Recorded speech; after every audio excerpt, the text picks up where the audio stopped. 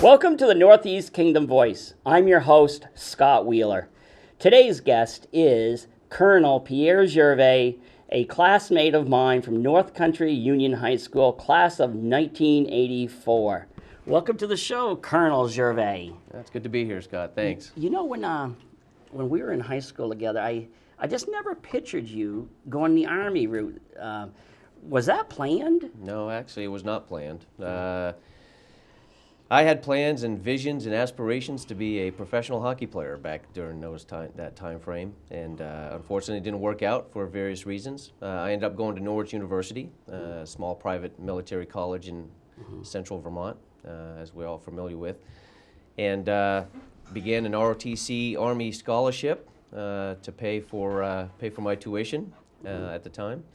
And I just said, okay, I'll do 4 years of active duty Army time, and here I am 25 years later, and it's worked out very well for us. And we've spoke about this before, though, but if my memory is correct, it seems like they did something in basic training to stretch you out a little bit, because it seems to me like either I have shrunk or you've gotten taller since high school. Yeah, I have grown. Actually, you had Steve Wheeler on this show a few weeks ago, right. And he and I played hockey together for North Country.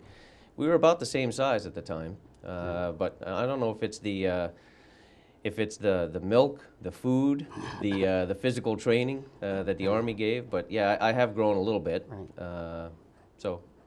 Now, by the time this show airs in a couple of weeks, you are going to be. Will you be in Afghanistan by that point? Yes, I will be en route to Afghanistan by that point. Right. So this will be my second tour in Afghanistan. First time was from 2008 to 2009, and this one is going to be a year tour. So will you be one of the last people in? Are you the last Well, American? I mean, you just heard the president talk about we're there until 2016 now. Okay. So I'll be there through next summer, and then it's predominantly a training mission going on in Afghanistan. The old saying, teach a man how to fish versus fish it for them, and that's what we're doing. We're training their Afghan national security forces, their police, much of their infrastructure apparatus, building that up. Mm-hmm. Everything that we consider very much a luxury here in the United States, governance as an example, is a big training thing that we're working through with them right now, establish that. And as you know, they just went through their presidential elections, successful. First time that Afghanistan has had a successful presidential transition. Still don't know who the winner is. They just had a runoff between two individuals. But by all counts, despite these small pieces of violence that were, in throughout the country, this was very successful and should be considered as such for what we've done and how long we've been in that country and where it's going to go. Now, how long were you there the first time? I was there 15 months. 15, and yeah, that was a kick in the shin. And you have a family too. I do have a family. Yeah, my wife's name is Sheila. She's a nurse, an RN, and I have two kids. They're going in 15 in July. Going to miss another birthday, but they start their sophomore year in high school, and. Yeah, we've moved around the United States. A lot of people say, where are you from? I pretty much say I'm from the U.S. because we've gone to Texas, we've been to Hawaii, we've been to Kentucky, Tennessee. We spent some time in Florida. So pretty much been there. And then I've traveled around the world with some of the missions that I've had, and we've talked about that before. Right, but you consider yourself an Island Pond boy, though. Even though you weren't born in Island Pond. I do. Yeah, I was actually born in New Hampshire, West Stewartstown, right. Just across the border. My mom, maiden name is Riendo, from the Canaan, Vermont area. That's where she grew up. But yeah, at heart, I'm an Island Ponder. Right. I'm an Island Ponder. Now, how is it on your family when you're gone? Is it something that they've just grown used to, or is there a transition period? I don't think you can ever get used to separation. You find a way to deal with the circumstances that are given to you. I'll tell you, it's not easy, and it gets harder as your kids grow. My first tour in Iraq, my kids were 4 and 5 years old, so it really, they it didn't dawn on them at the time what Dad was doing, and the relevance of it. Now it's harder. Now it's harder. The kids, you miss birthdays, you miss proms, you miss graduations, you miss various events, and then for, obviously, my wife and I, it's anniversaries, holidays, all of those special events you're not around for.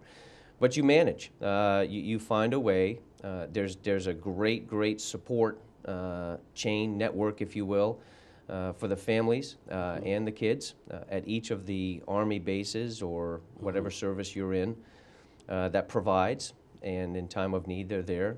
There's obviously the neighbors that are there. Everybody's going through, and that's the beauty of being in the military, is that everybody pretty much goes through the same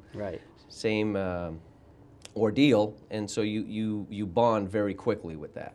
You know what I find is I've had on National Guardsmen who were over in Iraq or Afghanistan. They sometimes feel they lack that camaraderie that the full-time service has, because the families back in the community, whereas like your wife and children are, on a base or near a base, and so they don't have that mutual, that lifestyle that kind of embraces them. Yeah, and it's been an evolution for the Guard and the Reserves, and they've absolutely done a wonderful job for us these past 13, 14 years in conflict. They've answered the call when necessary, and not only overseas, they've answered the call for natural disasters locally. If you think about what their actual response is supposed to be, any natural disaster. We had a huge flood here in Vermont, last year I think it was, and the first to respond is the National Guard by state. So huge mission set. Do the families suffer a little bit more? Yes, but it's evolved very well where they've created programs. The Yellow Ribbon campaign, as an example, is the National Guard and the Reserve campaign that does the pre-deployment and the redeployment integration processing for them. Great program, bought into very much now into what they do, any state that they come from. Okay. So, on the positive side for your children, when we were growing up, most of us were growing up here, is our lives were, it was the Northeast Kingdom. Right. And, I traveled a little bit outside the kingdom, but your children have had a totally different way of life. And I'm sure there's been some pitfalls about moving all the time, but they've probably seen things that most kids their age will never see. Yeah. Again, it goes back to those of us in the military. We all experience the same things. They've seen different cultures. I just finished up the Army War College in Carlisle, Pennsylvania, and you learn a lot about cultural identities. Well, within the United States, we have cultures. There's cultures and subcultures, and they've experienced that. From the Texas drawl to the Kentucky colloquialisms, to even being here in Vermont when they come home, whether it's the holidays or even summer vacation, there's uniqueness, and it really gives them a great perspective of how different cultures react and interact with each other. Have you ever been, just throughout your service, have you ever been at one of your bases or even overseas, and all of a sudden you recognize a twang that might be from the Northeast Kingdom or at least Vermont? Or have you stumbled on to people? Yeah. The Vermont, New Hampshire twang doesn't come out as often as the Boston twang, and that's distinctive. And in the officer corps, there's quite a few Norwich graduates that I've run into, whether previous to me or afterwards, and you can definitely hear the Massachusetts, Connecticut twang. Now, have you ever run into anybody you knew? Overseas? Yes. Oh, absolutely, okay. Yeah. Because I know my father talks about, he was in an occupation in Japan, and he talks about taking an alley from, I think it was a bar to another bar, and he ran into Ken Magoon from Newport. And, so there was a lot of that. So, but you have ran into people. I have, and I don't have the names off the top of my head, but yeah, it's the Army, the military service in itself, even as large as we may think it is, it's not that big. And you typically run into people, depending on the bases that you go to and the assignments that you have overseas or even in combat. You have a tendency to run into folks quite a bit. You know, I had a panel of veterans on my show. There was Lindy Palin, who's a B-17 bomber pilot in the World War II. Yeah. Then I had John Wilson, who was a foot soldier in Vietnam. And then I had Dana LaPlante, who I believe was in the Air Force, building bases around the world. And they had such a great time talking about the diverse experience they experienced, because you're talking about, especially Lindy, that was when he joined the Army Air Corps. Basically, for his generation of for veteran, a lot of them, you could fall off the face of the earth after you left Orleans County, just because his generation, it wasn't a mobile generation. So suddenly here he is over the skies of Germany dropping his loads on the city, and communication was days or weeks away from his family. And that was pretty much the case with John Wilson in Vietnam. You had to communicate back and forth, and he talked about his wife sending him like Kool-Aid to put in the water to take out the iodine flavor. And but it was still, it wasn't, there was nothing instantaneous. But then Dana is like totally flabbergasting the two older veterans by talking about iPhones and everything. And I know John mused about how it would have been on a dark night in the jungles of Vietnam to have as the enemy is going by, all of a sudden have your iPhone go off. Is it that instantaneous communication now? It is. I like to think of everything that we've done in the past, and all of our veterans, and thanks for their service out there as well. It's been wonderful to be in the Army and run across the numbers of veterans in various aspects, whether it's Memorial Day parades, 4th of July parades, or even town meetings, Chamber of Commerce meetings, and just hear their stories, because they are unique, each and every one of them. But you really have to put yourself in the context of what it was like at that time.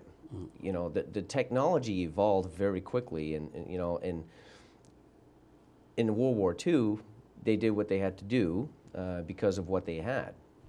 I think if you were to transpose somebody from World War II into the current conflict, it'd be a culture shock for a number of things. But we are so used generationally now to these new technologies and how these operate, that it's become second nature. It's become, and that's what we do obviously in the military, is we train for these evolutions of doctrine, evolutions of technologies, whether it's weapon systems or even our computer systems now, and cyber being one of the huge strategic pieces that we're looking at. If you look at our national strategy now, that cyber is one of those. Besides counterterrorism, cyber is a concern, both defensively and offensively. Just because the technology has moved so fast, we haven't caught up with it, both in the civilian and the military side. So I like to put a temporal aspect of, you know, the conflict that you're in, when you served, and what it was like during that time, and appreciate that piece, appreciate that context before making a judgment on how they did business at the time. Yeah, that's when they were talking about this, they were having a really great time talking just about how things have changed, and just how it has evolved. Like in your 20-something years, you've probably seen things evolve. Oh, absolutely. And I mentioned doctrine a little bit, but just look at, we were talking before we came on the air, look at how we've gone from a draft or a conscript force to a all-volunteer force. You know, when the government made a decision to go to an all-volunteer force, that comes at a cost. You have to consider the recruiting, the training, the deployments, the equipping, and then when the soldier, airman, Marine, sailor comes out of the service, then it's retirement, and it's the medical, and it's the education. When we did that, we had to professionalize the force, and decisions were made doctrinally to professionalize it in a way that allowed us to use our non-commissioned officer corps. You know, we call them the backbone of the Army. They truly are, because those are the folks. I mean, I'm here today as a colonel, but I'll tell you, it's not because of me. It's because of the team that supports you. It's because of the soldiers that are, you know, underneath you, that do the hard work day in and day out. And that's what makes you successful. So when you look at leadership, it's not about me, it's about everybody else that makes you successful. And your ability to bring the team together, your ability to set goals, your ability to take those individuals and empower them to their utmost abilities, understanding their strengths and weaknesses, and push forward through whatever that objective is. But, you know, as an officer or even as a sergeant major or command sergeant major, it's your job to set intent, to set mission, to set guidance, so that everybody understands and they move out. And then you got to be good enough to be flexible, because we often say that, you know, plans are only as good as until you cross the line of departure, the LD, because at that point all bets are off. You know, the enemy has a vote, as we say. The enemy always has a vote, and whether it's in combat or even just in training, you have to understand enough and have your team trained enough that they can react to contact and move out and, you know, take care of business the way the objectives are set. So. Now, at what point did you say, I really want to stay in the Army? Because at one point it was just to help pay for your college, but and did you ever envision that you would be Colonel Gervais? Yeah, no.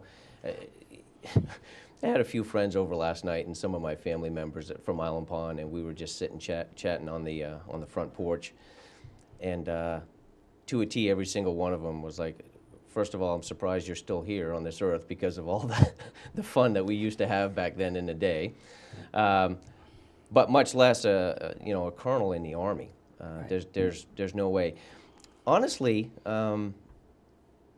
the Army has been really good to me. It's been good to me and my family. I spent 5 years in Hawaii for my first duty station. You can't go wrong in Hawaii when, you know, in terms of what's out there. And I was able to work the Joint Task Force Full Accounting, the POW-MIA Affairs Task Force for a number of years, which really opened my eyes. And, that was where you went actually into Vietnam. And I know I've seen one photo with then Senator John Kerry. Yeah, very unique opportunity, especially since I wasn't old enough to be part of Vietnam. And did you find any? We did. We found remains, a number of remains, and it really. That was probably the beginning of when I started to realize what the profession is, what the military, what the Army profession means. General Dempsey, when he was the Chief of Staff of the Army, talked about trust, discipline, and fitness. And the way he put it was, you can pretty much garner anything you want through the Army logistics system. If you want an e-tool, you can grab an e-tool. If you want a weapon, you can get a weapon. If you want a rucksack, you can get a rucksack. But there's three things that you can't get through a supply system, and that's trust, that's discipline, and that's fitness. These are things that you have to work on your own. These are things that you work as a team, the leadership skills and traits that I talked about earlier. And that's what makes our profession unique. You know, by constitutional amendment, you know, support and defend against all enemies, foreign and domestic, and if necessary, you know, commit the ultimate sacrifice for our nation. That's no small task. And so when a military person signs their name on the line, they are signing their name to be entrusted by the American people and to follow the orders of those above them.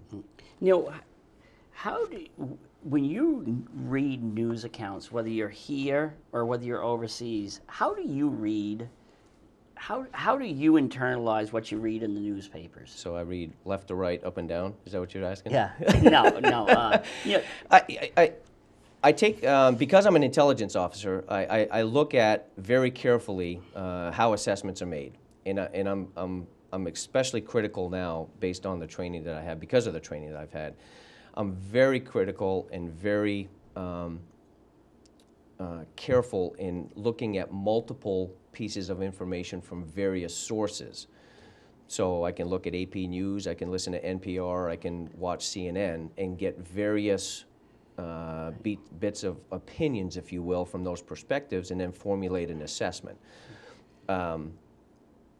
It's given me an opportunity to understand that. Do you ever shake your head, and when you see, from knowing what you know, Mm-hmm. when you listen to the news or watch it, do you ever just shake your head and say, no, that isn't the way it is? Well, yes, in some cases I do. But overall, I'm just like everybody else. Just because I'm an intelligence officer with access to information doesn't necessarily mean that I know. Right. And that's why you have to be astute enough and you have to be smart enough to look at all your sources. A lot of the information we get is actually from open source, information. Great. So, I had you on the radio show a couple years ago, Yeah. 2 or 3 years ago, and at that point you. Thanks for doing that, by the way. Oh, that's great. I had a good time. I had a good time. At that time, you said once I became a full bird colonel, I'd probably retire. Well, you're now a full bird colonel. What happened? Right. Well, yeah, the Army has a way of kind of dangling that carrot a little bit and saying, hey, how about we give you this assignment? How about we go here? Like I mentioned earlier, I just graduated from the Army War College. Mm-hmm. Despite its namesake as a war college, it's really learning more about how to prepare for a better peace. Mm-hmm. So a lot of the policy, the foreign policy that is designed, we learned about. We learned how to take national strategy and interpret it into Department of Defense plans, if you will. But what that job has given me is an opportunity to appreciate more the profession that we're in, and how and what we do. Right. Do you envision yourself going up to the rank of trying to achieve the rank of general now? I don't. A general officer is certainly something that a lot of officers look forward to. But it's not something that we talk about much. Right. If it happens, Scott, if that promotion happens, then I obviously I would take it and move out smartly. And if it doesn't happen, I'm just as happy. 25 years, in the service, seen the world, been in various parts of the United States, had a chance to experience various cultures. For a kid from Island Pond, Vermont, I'm happy, and frankly, I've got a number of opportunities. If the Army decides that enough is enough after 25, 27 years, I've got a number of opportunities I can take afterwards as well. So it's been a great ride, and full bird colonel, I think. When I made lieutenant colonel at the time, when we were doing the interviews, it was the icing on the cake, and now I made colonel, and it's icing on the cake and the candles. I know there's a Barton native. He lives, I believe, in Arizona now, if he's still alive. He was a World War II man, and he made it. He was Major General Nye. Okay. So we've had some successful people come out of here. The one thing I'm sure you've talked to a lot of people retired from the military is there's a transition period of retiring too. Like as I was telling you, John Wilson, who's also the president of the city council, he'll tell you there was a culture shock, Sure. and especially with a man like you who have a lot of people answering to you. He said tell me this is. I answer to them, but go ahead. Do you at home? Yeah. Does your wife outrank you? She pretty much does. Yeah, and that's pretty much any household. Yep, that's okay. As long as you understand your left and right limits, you're okay. I know, yeah, that's what John was telling me. No matter if he was a drill sergeant, right. when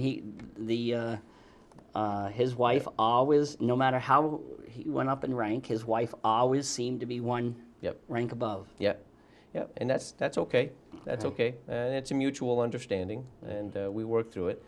Reality is, I'm gone a lot of the time. And so a lot of what happens at the house, whether it's paying bills, getting groceries, taking care of the kids, getting them to their doctor's appointments, you pretty much can consider them a command sergeant major, which is actually that's a pat on the back. I would consider that in my house. And I listened a lot to other families and what they go through. But you were talking about the transition period.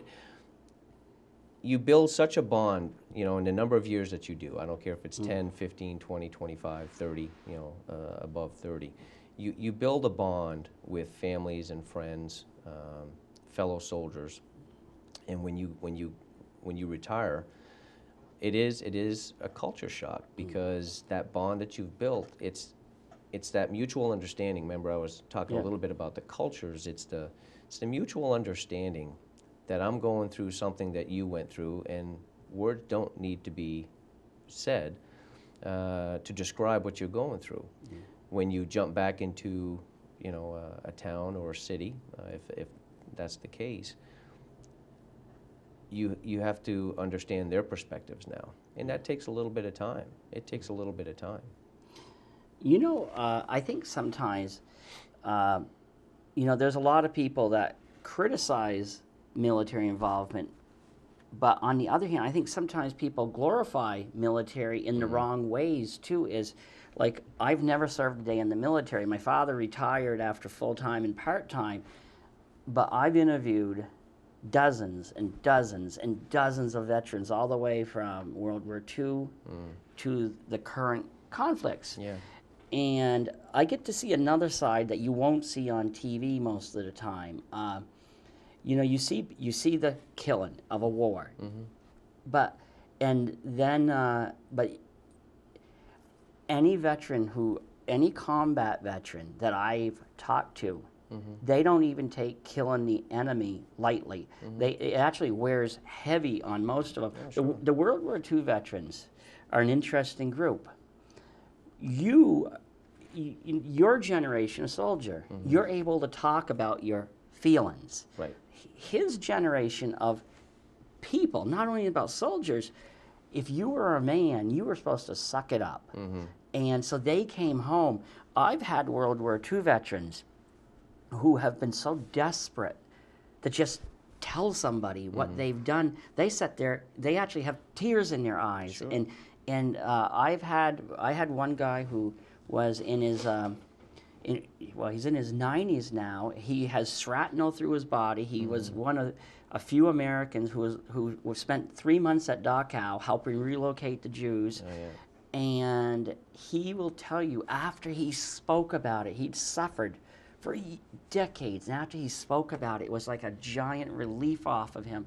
And just the act of taking somebody else's life is something they struggle with. Right, And right. but you don't see that usually on the you don't see that in these John Wayne movies. No, no. But No, you don't. And it does wear heavy on a number of folks. Again, go back to put yourself in perspective of what we did after World War II. A lot of those soldiers and Marines came back home and immediately were, transitioned into their life. There was not a reintegration period. There was not a pre-deployment, if you will, and a redeployment program at the time. You basically were given your discharge, honorable discharge. You walked off the boat and you went home.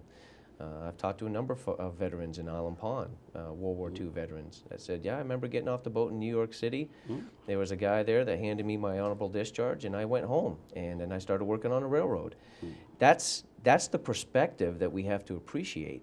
And so, yes, they went through a lot. But I think we've learned, through the evolution of all the conflicts that we've been through, Korea and Vietnam and, Desert Shield, Desert Storm, and now into Iraq and in Afghanistan, we've learned that the mind takes quite a bit of information, and it takes it all in, and that there needs to be a transition period. There needs to be, I mean, we're humans, you know, that's the beauty of our military service is we are humans. And that face-to-face contact, that interaction that we have between individuals, whether it's culture or not, is extremely important. And so there is quite a bit of that post-traumatic conflict. And even folks who don't go into the military and face some sort of traumatic event in their life, they're dealing with the same circumstances. It's just a matter of applying how you want to talk to that individual and how you can work with that individual to heal them. I know I've written quite extensively also about the Vietnam veterans, who you know, that was a period of time that was just, you know, the world had kind of gone crazy in the sense of whether the war was just or not just. These young men, and most of them were young men, absolutely. They were over fighting in Southeast Asia, in the jungles. They'd probably in a country they'd probably never even heard of before, especially the early troops. And so they're over there fighting a war, but then they had to return home to a cultural war, and sometimes the people didn't understand that. Sure. Well, okay, it's one thing to fight against the war, but not the troops. And they've slowly started taking pride in their service, but it was hard at the time. They even flew them in often in the dark of night to avoid the protesters.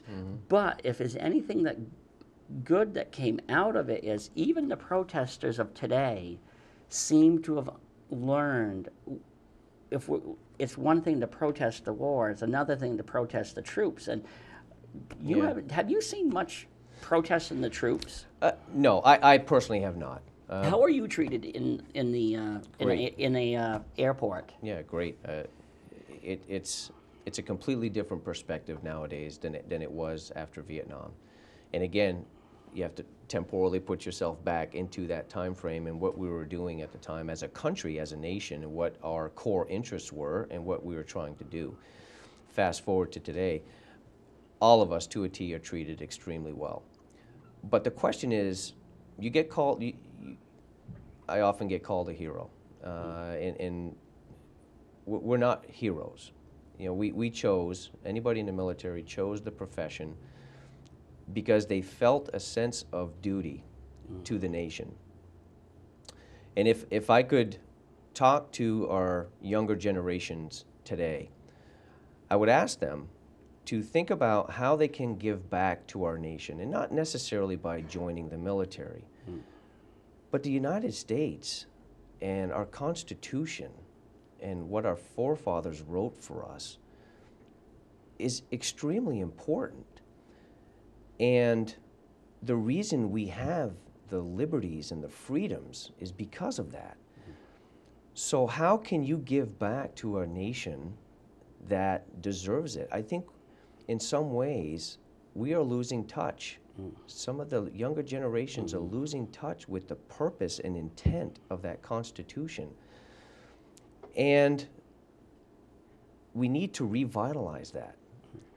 Something as simple as giving back in the education side of the house, or even the health profession, or joining the Peace Corps, and understanding what it means to sacrifice a little bit and not get the luxuries and the payments and the high salaries, but just give back to our nation so that we can continue to prosper. Because as you look around the world, and that's the other piece I would say, is learn a little bit about the world. You know, geopolitically, there is so much that is happening in every region of the world. You can jump into Africa and you can see everything from prosperity to underdeveloped to undeveloped countries. You can go to Latin America and South America and see the very same thing. You can go into the Middle East, and obviously we've heard a lot in the news about the Middle East and how that's going. But those nations have to understand for themselves. It's not necessarily to be the world's police force, but it's to be it's to prolisticize, if you will, the core interests of a nation that has succeeded after 250 plus years, and whether it's economic prosperity or democratic ways.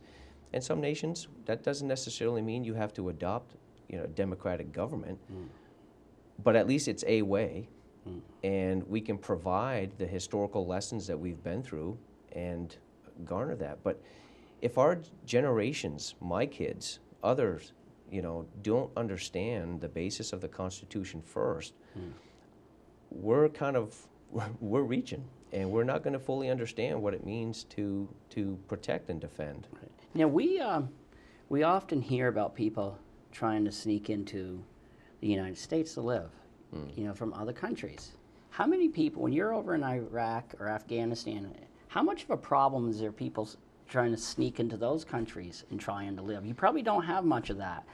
Yeah, it depends on the country. You've obviously got, if the situation is bad enough, families are going to leave that situation in order to find. I mean, it's but you basic don't have human you don't needs. have a lot of people though probably moving into those countries because of great opportunities like you do have in this country. Because I think sometimes it's one thing to protest. I have a number of acquaintances from other countries, and they tell me they don't think we Americans, for the most part, understand how good we have it here. Well, I don't know if you ever met a young woman from Island Pond. If you were gone by the time Ray Lee, Mrs.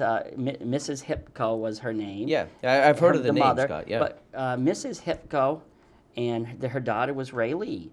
Mrs. Hipko was a pro-democracy demonstrator in Beijing, Tiananmen Square, and Ray Lee was there as a little girl, and her mother got to the country first, but Ray Lee started, I think, at sophomore at North Country, not hardly speaking a word of English.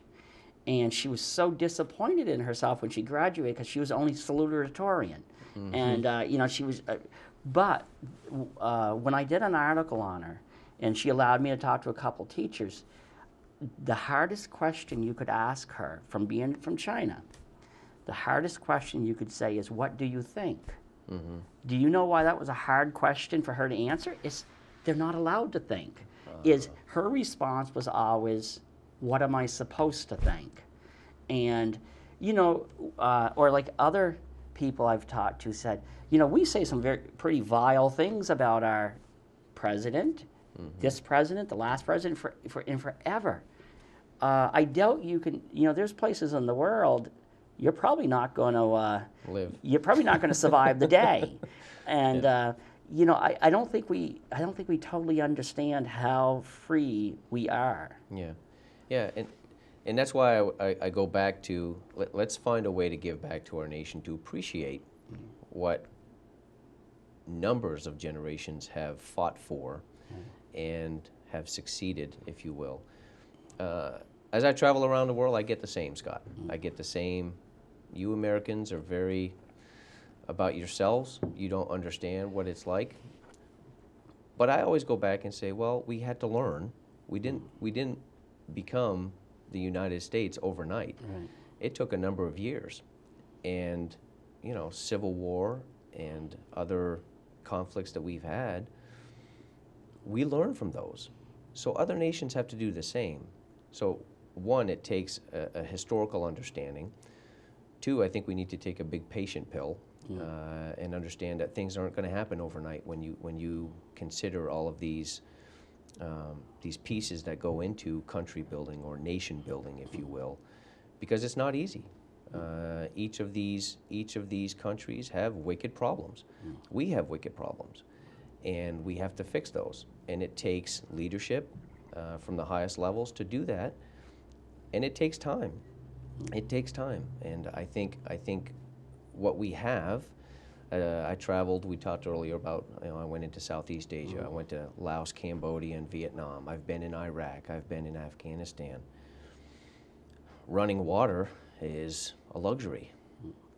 Something as simple as taking a shower every day.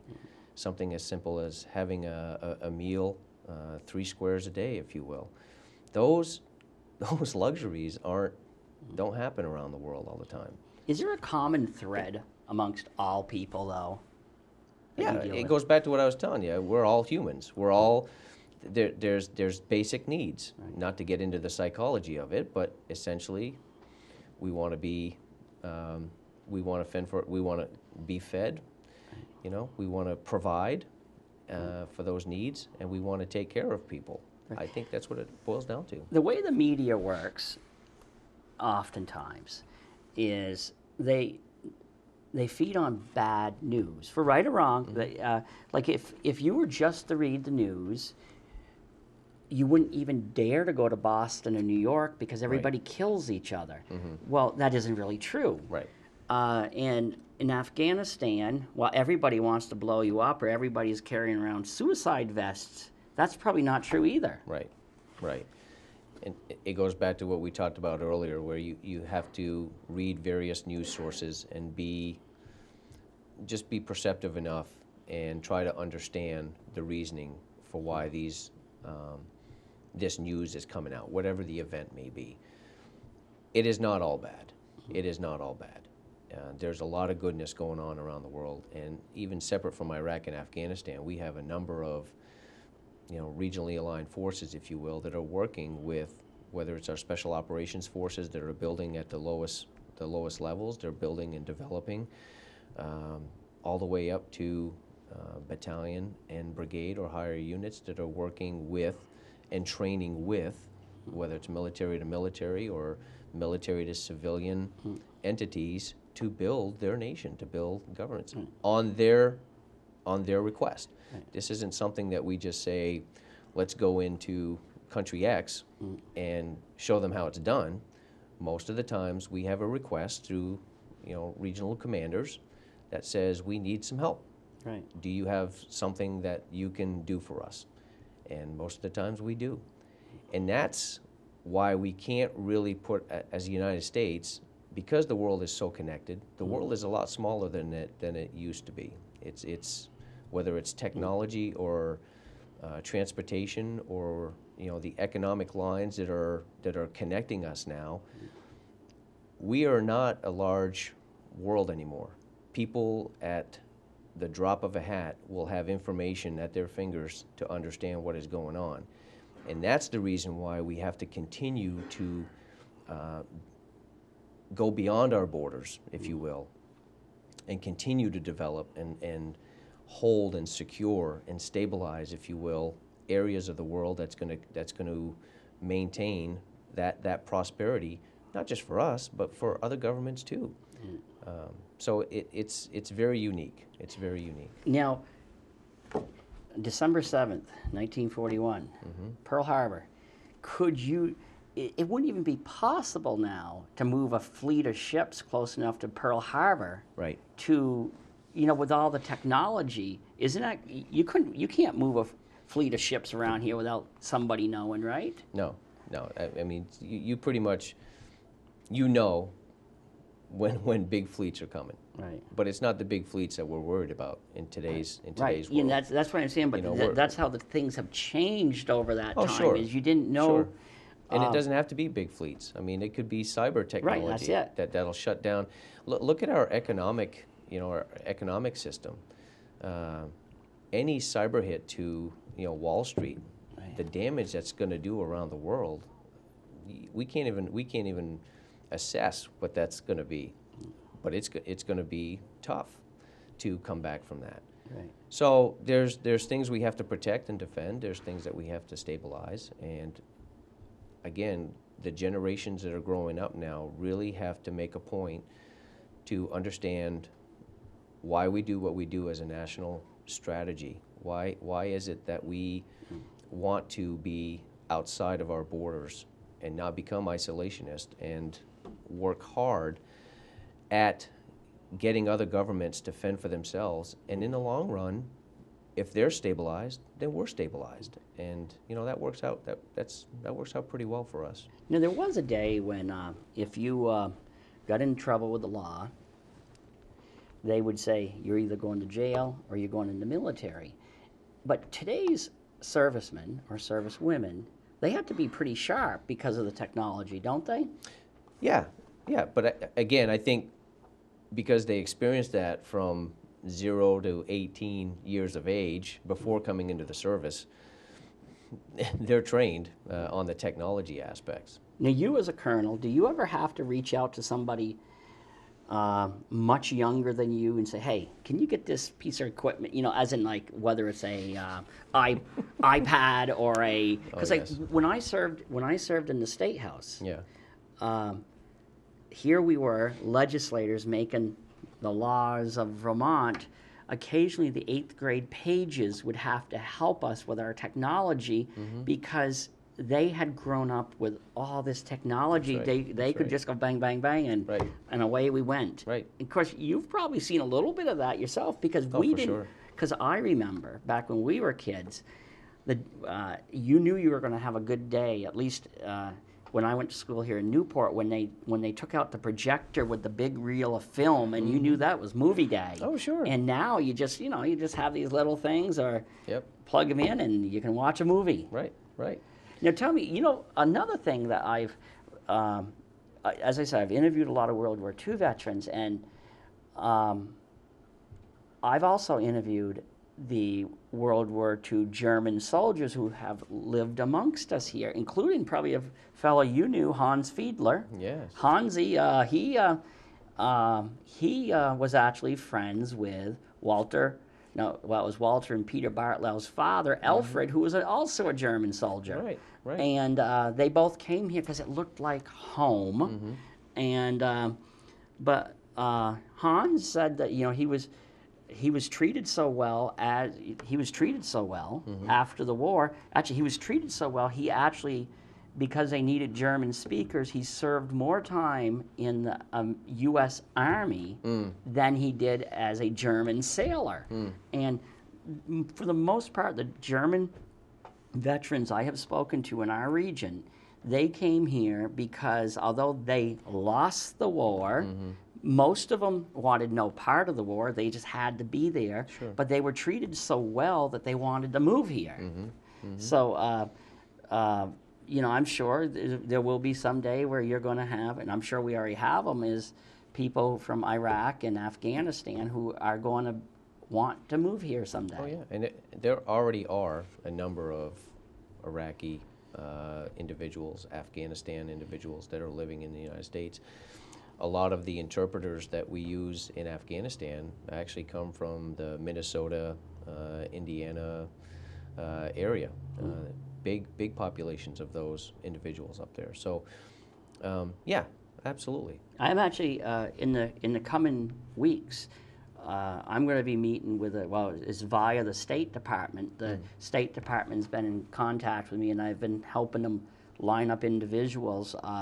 We have, I can't recall which country it's from, but the State Department has a program where they allow reporters to come here, and this group from over near Afghanistan, one of the countries over there, the reporters are coming here, and they're going to tour the northern and southern border just to get a better understanding of the dance it is on our border. They want to study the good and the bad. Yep. But before, needless to say, before these reporters were able to come, the State Department had to had to go through their lives everywhere from the time they were born just about to make sure. But so I'll be meeting with them in July, and a group of other people where they're going to tour the border, and they're trying to learn, because you and I grew up in a time on the border, Right. where a wave across That's the border, That's exactly that right. was going to get you through. Right. For a time, I will tell you, even I said it got carried away. It really, for a time, it just got, Yep. it got carried away. But I think now it's kind of settled back to a sense of reason now, where I think everybody understands now, yeah, the days are gone where you just wave. You have to show your passport or your license, and Sure. as long as you're treated respectfully.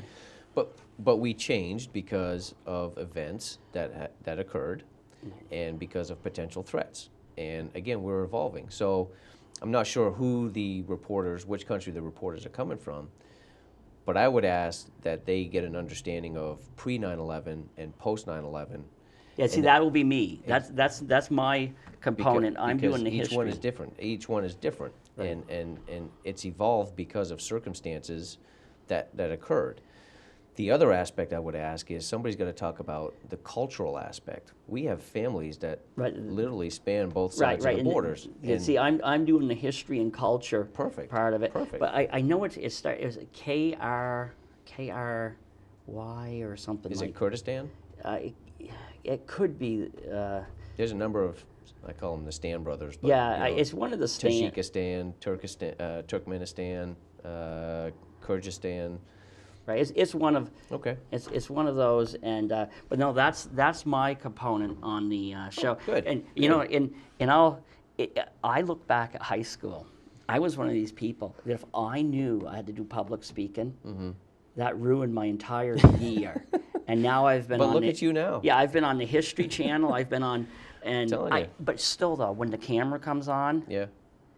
I would prefer to be behind a mic at a radio station Yeah. any day. Well, it doesn't show. It doesn't show. It's actually a pleasure to come and do these with you because Well, I you think make me there's- feel at ease, so it's But good. there's so many people like you here who are succeeding, and my idea of success, I bet you'll agree with me, is I think too many people they think success comes in your wallet.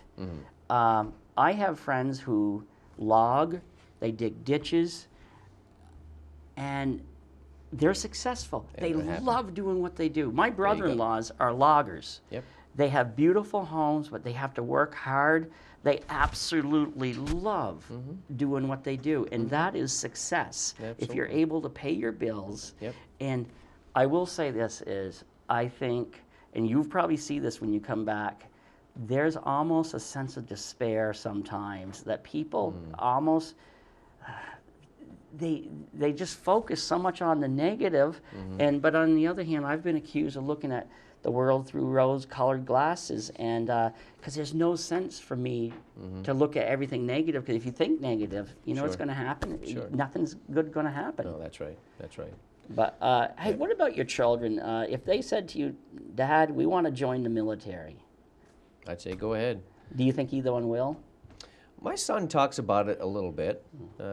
Again, he's turning 15. Right. But no, it goes back to, again, if my kids want to give back to the nation somehow, it doesn't necessarily have to be in the military. I would encourage that for folks. Right. But if we can give back to the nation somehow, I would absolutely encourage that. Yeah, that's one thing we have in common. We both have twins. Yeah, that's right. That's I right. have identical twins, except they're a little bit older than yours. Mine are 28. Big runners too. Yeah, big runners, nationally ranked runners, Yeah, and yeah. doing better than I ever imagined I would. My See? daughter is super, and I'm also going to have a new title in August, grandfather. Oh wow! And, Congratulations. but you know what? Going back to our 30th reunion this year is, you ever thought 30 years? That must mean we're old.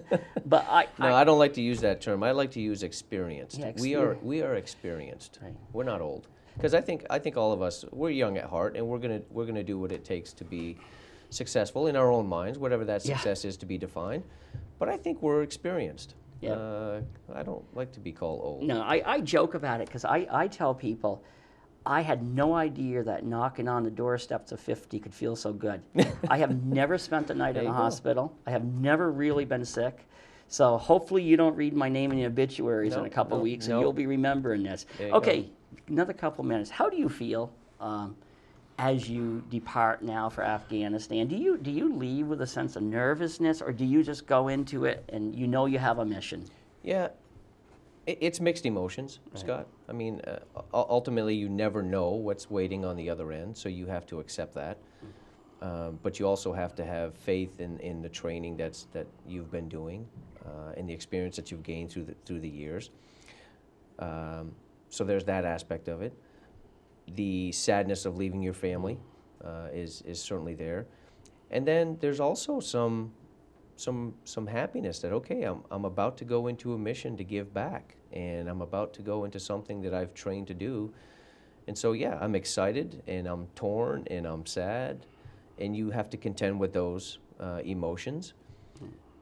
Ultimately, you put them in your rucksack, and you focus on one day at a time, one piece at a time, not to use a Johnny Cash title song, but you focus on one piece at a time, and you move out. You move out and you do what you're supposed to do. Things will happen. Things will happen. That's given nature. Not just in the military, things will happen. How you bounce back, how resilient you are, will certainly define how well you do in the future. So when you get your orders to depart, your date, you could not have said to the commander, but Commander, I have a school reunion on my 30th class reunion on August 2nd. You couldn't say, but can you push back that date so I can go to the reunion? Right, work with me a little bit, sir. You think that doesn't happen that way. No, unfortunately, yeah, that doesn't go over well. That doesn't go over well. So you don't even bring that up. But again, you're in a profession that demands, all-time, 24-hour, 7 days a week, 365 days a year of alertness and preparedness and readiness to execute those missions. Right. Once you accept the fact that you're in that profession, then you do pretty well. Okay, well, you put in a recruiting pitch. If somebody's thinking about, as your final word, if somebody's thinking about joining the military, what would you tell them? I'd say the military is an excellent opportunity to learn a little bit about yourself, to learn a little bit about our nation, and to learn a little bit about the world. No other profession, maybe a couple, but there's no other profession that will allow you to gain those perspectives very quickly and get paid for it.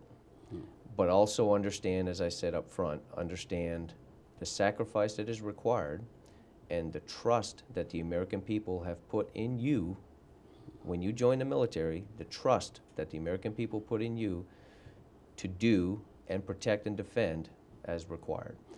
And so it's a unique opportunity at any age to gain that perspective.